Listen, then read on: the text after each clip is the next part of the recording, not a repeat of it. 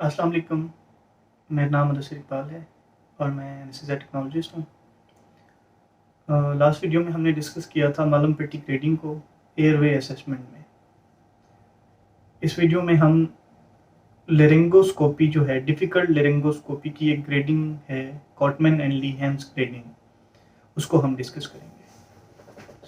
इससे पहले कि मैं अपनी वीडियो को स्टार्ट करूँ, जो लोग मेरे चैनल पर नए हैं वो मेरे चैनल को सब्सक्राइब करें और बेल आइकन भी दबाना ना भूलें ताकि आने वाली तमाम वीडियोस आपको मिलती रहें।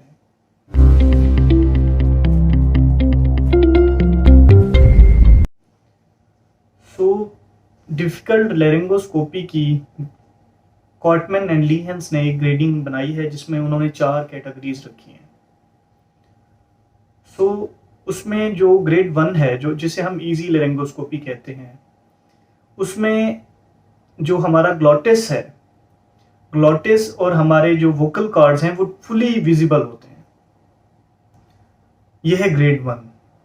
ग्रेड 2 में हमें जो हमारा पोस्टीरियर ग्लॉटिस विजिबल होगा और काफ़ी हद तक हमारे जो हैं वोकल कॉर्ड्स भी विजिबल होंगे। यह है ग्रेड 2, इसे भी हम इजी कंसीडर करते हैं।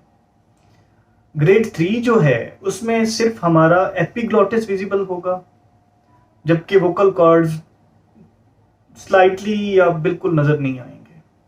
यह है ग्रेड 3, इसे हम डिफिकल्ट लेरिंगोस्कोपी कंसीडर करते हैं।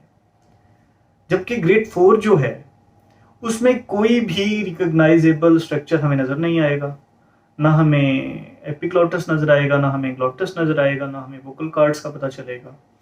तो इसे कहते हैं ग्रेड 4 लेरिंगोस्कोपी। ये मोस्ट डिफिकल्ट लेरिंगोस्कोपी है। तो इसमें फिर हम बूजी या फाइबर ऑप्टिक का यूजेज करते हैं। ये है डिफिकल्ट लेरिंगोस्कोपी की ग्रेडिंग, कॉटमैन एंड लीहेंस ग्रेडिंग। अगर आपको कोई इशू हो इस बारे में या कोई क्वेश्चन हो, आप कमेंट सेक्शन में पूछ सकते हैं। आज की वीडियो में इतना ही। मिलते हैं एक नई वीडियो में, तब तक के लिए अल्लाह हाफ़िज़।